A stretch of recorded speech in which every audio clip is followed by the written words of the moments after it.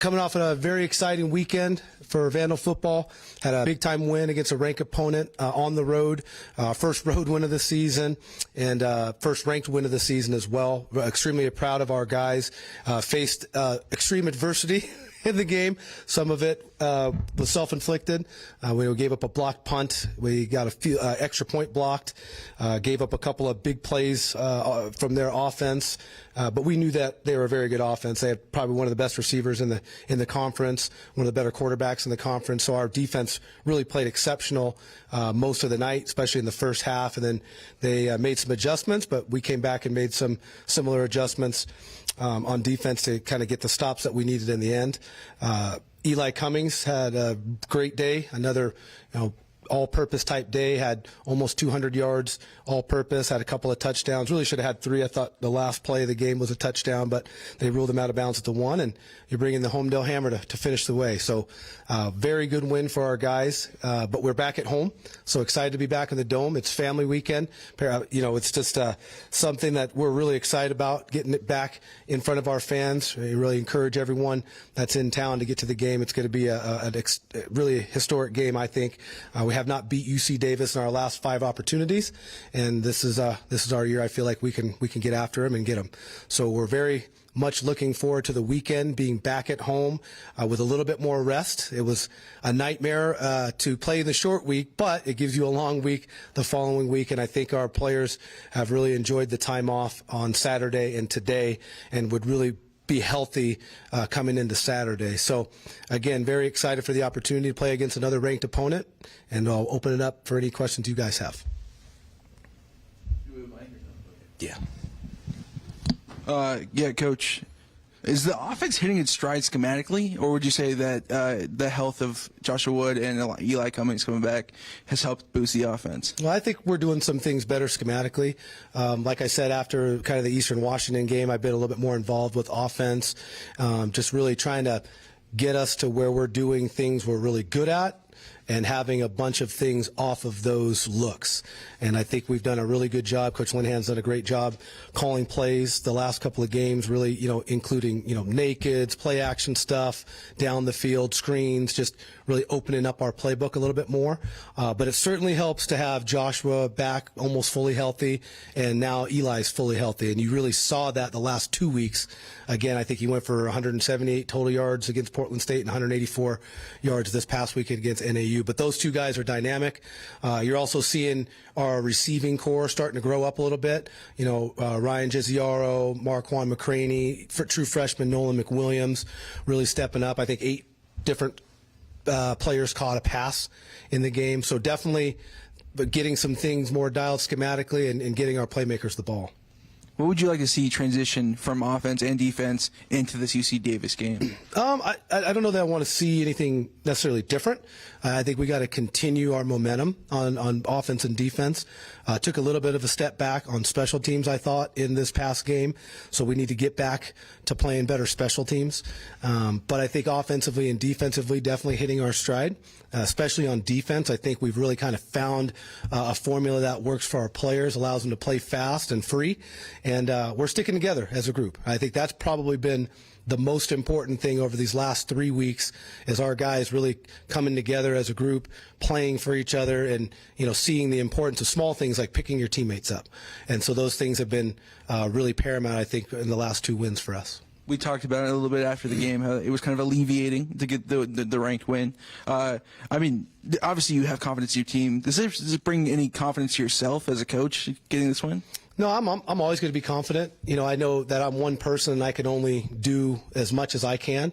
And I feel like I've gotten our team ready to the best of my ability in all of our 9 games thus far. I think we're just doing a better job executing, both offense and defense. And again, we got to continue to execute on special teams. But I think the belief I have in our players and our coaches is what really helps me have confidence, right? I think we've got really good players. I think we've got really good coaches, and they're doing a nice job executing the game plans, especially over the last 2 weeks.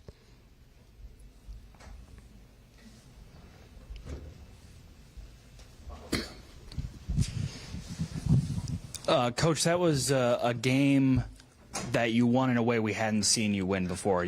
We saw you win a game that was a battle back and forth, kind of all in St. Thomas, and then in your other wins, you kind of won it wire to wire. But I have a game where you go up big, then the lead disappears, and then you got to go, go down the field, force overtime, and win in overtime.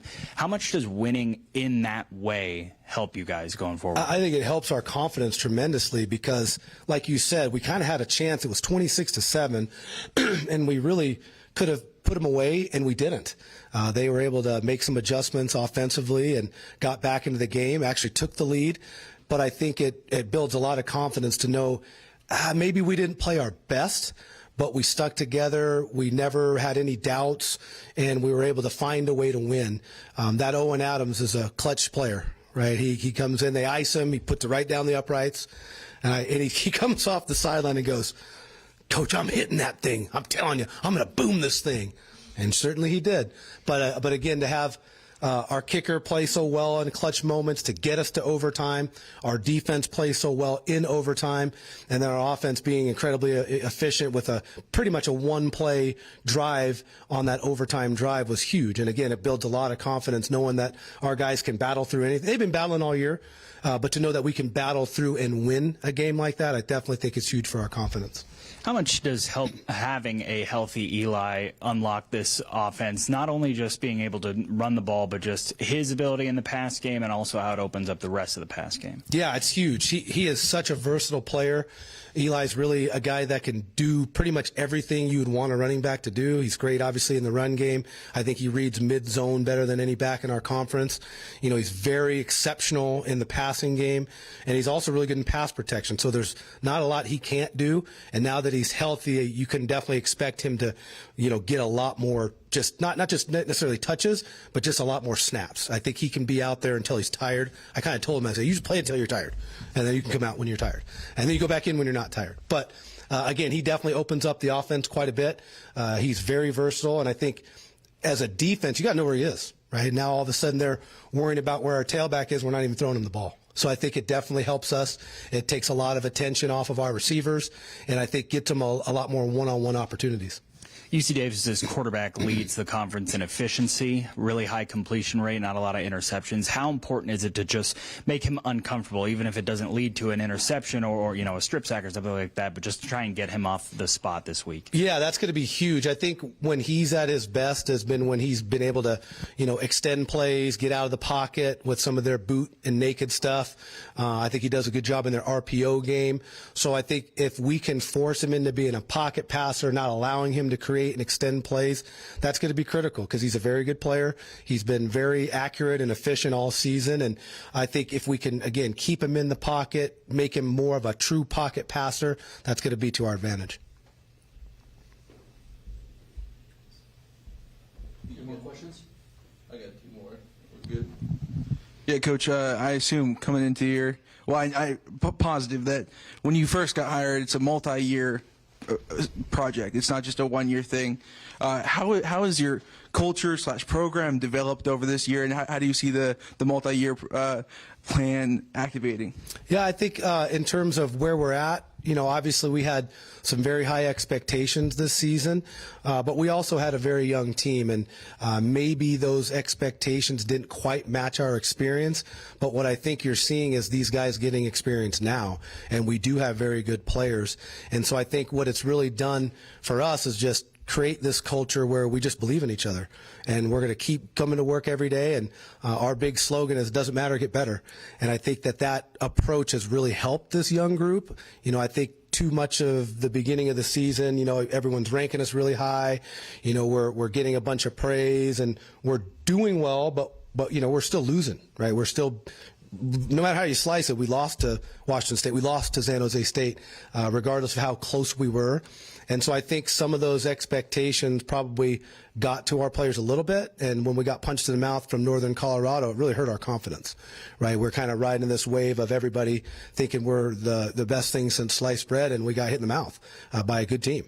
And so I think that really kind of changed our season, not necessarily for the worse, but changed it. Changed the way we need to look at it. We're not looking at it as hey, we're we're a top 10 team, we're a playoff team. No, we're winning. We got to win one game at a time. And so I think it's really helped our focus and not allowing our young players to think so much outside of the now, right? The present is what's most important. And I think that you're seeing that over these last couple of weeks. Austin mentioned a little bit there with the quarterback, but is there any specific matchups that you want to see against UC Davis?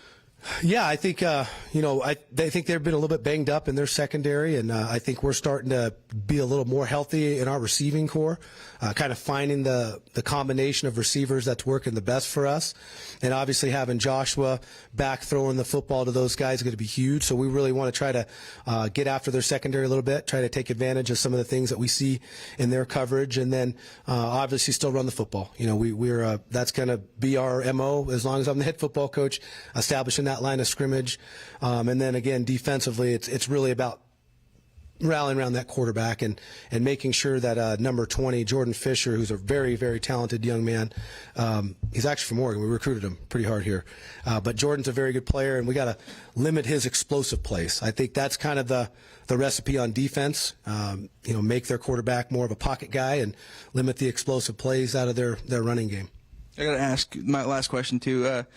Did you ever get an explanation for the lights going out during the two-point conversion? No, I have no idea. That was one of the wildest things I've seen in my 20-year career. It was mid-play. The ball's in the air and the lights go out. They did the right thing and replayed the down. I was kind of hoping that he dropped the ball and then I would have been, it's fine, right? You don't need to replay the down. But no, it was the right call by the officials, but never seen anything like that. May never see anything like that again as long as I coach, but it was so very unique and didn't get much of an explanation. I don't even know really what happened. My guess is that someone just hit the wrong button and all of a sudden it was blacked out in there, but it was definitely an adventure for sure.